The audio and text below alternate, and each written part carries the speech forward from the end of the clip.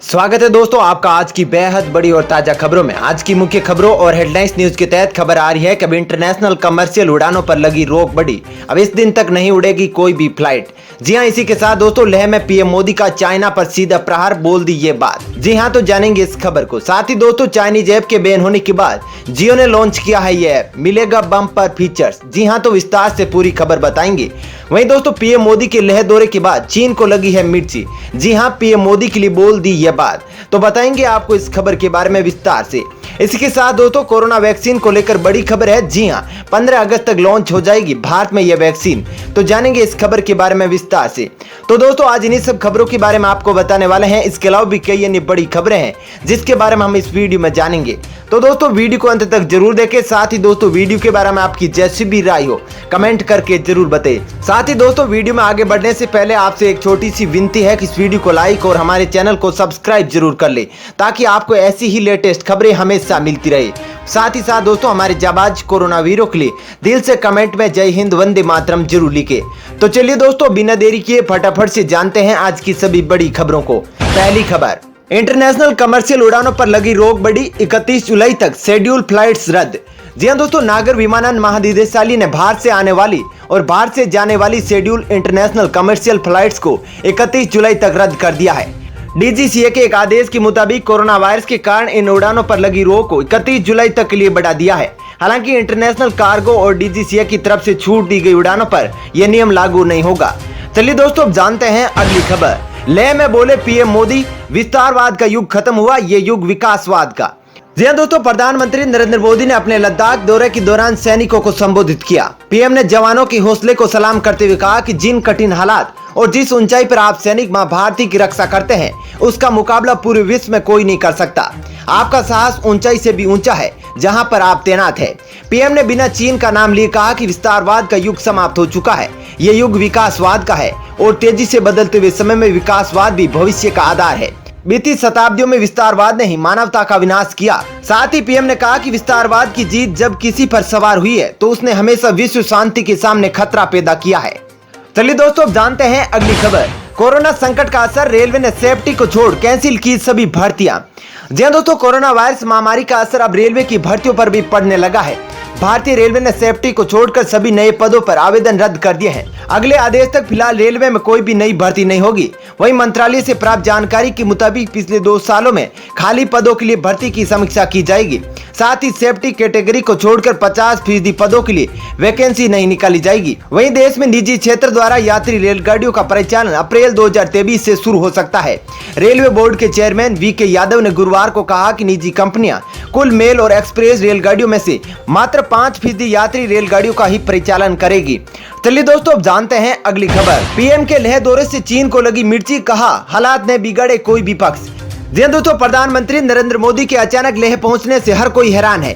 चीन को भी इस दौरे से कड़ा संदेश पहुंचा है और इस बीच अब चीन विदेश मंत्रालय ने इस दौरे पर बयान दिया है। चीन का कहना है कि कोई भी पक्ष कुछ भी ऐसा ना करे जिससे माहौल खराब हो। बता दें कि रोजाना होने वाली ब्रीफिंग में चीनी विदेश मंत्रालय के प्रवक्ता झाओ लीजियान ने कहा कि भारत और चीन लगातार सैन्य और डिप्लोमेटिक बातचीत के जरिए बॉर्डर पर जारी तनाव को कम करने में लगे हुए हैं। ऐसे में किसी भी पार्टी को कुछ भी ऐसा नहीं करना चाहिए जिससे बॉर्डर पर तनाव ज्यादा पैदा हो। चलिए दोस्तों जानते हैं अगली खबर। खाने के तेल की खुली बिक्री पर लगेगी रोक, मिलावटखोरों पर लगेगी लगाम। जी हां दोस्तों, केंद्रीय उपभोक्ता मामले एवं खाद्य एवं सार्वजनिक वितरण मंत्री रामविलास पासवान ने खाने के तेल में मिलावट पर नकेल कसने के मकसद से शुक्रवार को राज्य सरकारों को खाद्य तेल की खुली बिक्री पर रोक लगाने का आग्रह किया है। केंद्रीय मंत्री ने एक ट्वीट के जरिए राज्य सरकारों से खाद्य तेल की खुली बिक्री पर तत्काल रोक लगाने की अपील की है। पासवान ने कहा कि नियमों के विरुद्ध खाद्य तेल की खुली बिक्री होने से लगातार शिकायतें मिल रही है, जिससे मिलावट का खतरा पैदा हुआ है। चलिए दोस्तों अब जानते हैं अगली खबर। कोरोना जांच करानी है तो दिखाने होंगे आधार कार्ड या वोटर कार्ड, फर्जी पता लिखवाने वाले लोगों पर लगेगी लगाम। जी हां दोस्तों, कोरोना की जांच कराने वालों को अब आधार, वोटर आईडी कार्ड जैसे सरकारी दस्तावेज वाले पहचान पत्र दिखाने होंगे। वहीं आपके द्वारा लिखे गए मोबाइल नंबर पर किसी भी मौके पर जांच की जाएगी। सटीक निगरानी के लिए आईसीएमआर के निर्देश के बाद दिल्ली सरकार ने इस संबंध में आदेश जारी किए हैं। मुख्य सचिव विजय देव की ओर से जारी जांच आदेश में कहा गया है कि सरकार की ओर से जारी पहचान पत्र दिखाना होगा, उसके बाद ही जांच की प्रक्रिया आगे बढ़ेगी। दरअसल दिल्ली एनसीआर के साथ ही देश के अन्य शहरों से खबर आ रही है कि लोग जांच कराते समय अपना पता और मोबाइल नंबर गलत दे रहे हैं, जिसके चलते जांच रिपोर्ट आने पर वे बताए गए पते पर नहीं मिलते हैं तो उनकी ट्रेसिंग में दिक्कत आती है। वहीं दिल्ली सरकार की ओर से जारी आदेश के अनुसार यदि किसी मरीज की ट्रेसिंग नहीं हो पाती है तो उसे संक्रमण का खतरा और बढ़ जाता है। इससे जिस उद्देश्य से टेस्टिंग की गई उसके मायने नहीं रह जाते हैं। चलिए दोस्तों, अब जानते हैं अगली खबर। चाइनीज ऐप पर प्रतिबंध के बाद जियो ने लॉन्च किया जियो मीट ऐप। जी हां दोस्तों, 59 चीनी ऐप पर प्रतिबंध के बीच प्रधानमंत्री नरेंद्र मोदी के लोकल फॉर वोकल आह्वान पर रिलायंस जियो ने जियो मीट नाम से एक मुफ्त वीडियो कॉन्फ्रेंसिंग एप्लीकेशन शुरू की है, जिसमें कई फीचर्स है। बता दें कि भारत में घर से काम करने वाले लाखों लोगों के लिए यह काफी कारगर साबित हो सकता है। वहीं गूगल प्ले स्टोर पर पहले ही इसे 1 लाख से अधिक लोग डाउनलोड कर चुके हैं। जियो मीट 1 to 1 या फिर एक साथ 100 लोगों को आपस में जोड़ सकता है। वहीं जियो मीट को यूज करना काफी आसान है। इसे आप मोबाइल नंबर या ईमेल आईडी डालकर साइन अप कर सकते हैं। इसमें HD वीडियो और ऑडियो की सुविधा उपलब्ध है। चलिए दोस्तों, अब जानते हैं अगली खबर। भारत की पहली वैक्सीन बनकर तैयार, 15 अगस्त को हो सकती है लॉन्च। जी हां दोस्तों, देश में तेजी से बढ़ते कोरोना संक्रमण के बीच अच्छी खबर सामने आई है। दरअसल 15 अगस्त को भारत में बनी कोरोना की पहली वैक्सीन कोवैक्सीन को लॉन्च किया जा सकता है। इस वैक्सीन को भारत की अग्रणी वैक्सीन निर्माता भारत बायोटेक ने तैयार किया है। बता दें कि भारत बायोटेक और ICMR की तरफ से वैक्सीन लॉन्चिंग संभव है। ICMR के एक पत्र में इसका खुलासा हुआ है। वहीं बता दें कि भारत बायोटेक की ओर से बनाई गई कोवैक्सीन को ह्यूमन ट्रायल की इजाजत मिल गई है। ICMR के पत्र के मुताबिक 7 जुलाई से इस वैक्सीन का ह्यूमन ट्रायल शुरू किया जाएगा। अगर ह्यूमन ट्रायल में सब कुछ ठीक रहा तो आशा है कि 15 अगस्त तक कोवैक्सीन को लॉन्च किया जा सकता है। अगर ऐसा हुआ तो भारत बायोटेक की वैक्सीन मार्केट में सबसे पहले लॉन्च होगी। चलिए दोस्तों, अब जानते हैं अगली खबर। BSNL ने शानदार प्रीपेड प्लान किया लॉन्च, मिलेगी 600 दिनों की वैलिडिटी। जी हां दोस्तों, भारत सरकार की टेलीकॉम कंपनी भारत संचार निगम लिमिटेड यानी BSNL ने घर से काम करने वाले यूजर्स के लिए नया प्रीपेड प्लान लॉन्च किया है, जिसकी कीमत 2399 रुपए है। इस प्लान में उपभोक्ताओं को 600 दिनों की वैधता के साथ कॉलिंग की सुविधा मिलेगी। साथ ही BSNL यूजर्स इस प्लान में रोजाना 100 SMS के साथ कॉलिंग के लिए 250 FUP मिनट मिलेंगे। इसके अलावा कंपनी यूजर्स को 60 दिनों के लिए फ्री कॉलर ट्यून सब्सक्रिप्शन भी देगी। हालांकि यूजर्स को इस रिचार्ज पैक में डाटा की सुविधा नहीं मिलेगी। वहीं यह प्लान चेन्नई, तमिलनाडु, जम्मू कश्मीर और अंडमान निकोबार टेलीकॉम सर्किल में उपलब्ध है। उम्मीद की जा रही है कि इस प्लान को जल्दी देश के अन्य टेलीकॉम सर्किल में पेश किया जाएगा। चलिए दोस्तों, अब जानते हैं अगली खबर।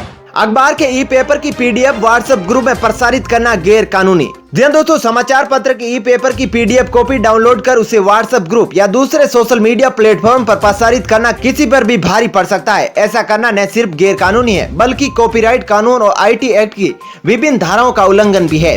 अखबार के ई-पेपर की PDF अनाधिकृत रूप से सोशल मीडिया पर शेयर करना नैतिक रूप से गलत है। ये IT एक्ट की धाराओं में आपराधिक कृत्य है और गैर कानूनी भी। चलिए दोस्तों, अब जानते हैं अगली खबर।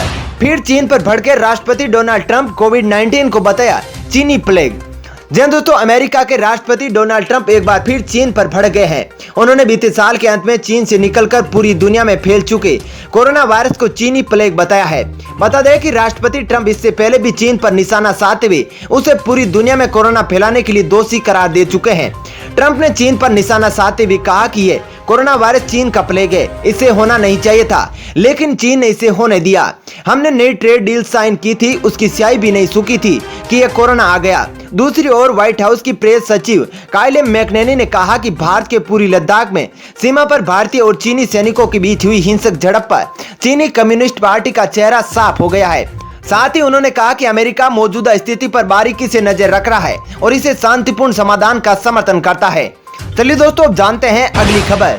भारतीय डॉक्टरों ने भी कोरोना के इलाज में मलेरिया की दवा को बताया बेअसर। जी हां दोस्तों, मलेरिया के उपचार में इस्तेमाल होने वाली हाइड्रोक्सीक्लोरोक्विन को भारतीय डॉक्टरों ने भी कोरोना वायरस के उपचार में प्रभावी नहीं होने का खुलासा किया है।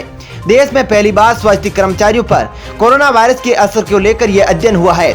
Journal of the association of physician of India के जुलाई के अंक में प्रकाशित अध्ययन के अनुसार दवा लेने वालों में ज्यादा संक्रमित होने की दर पाई गई है।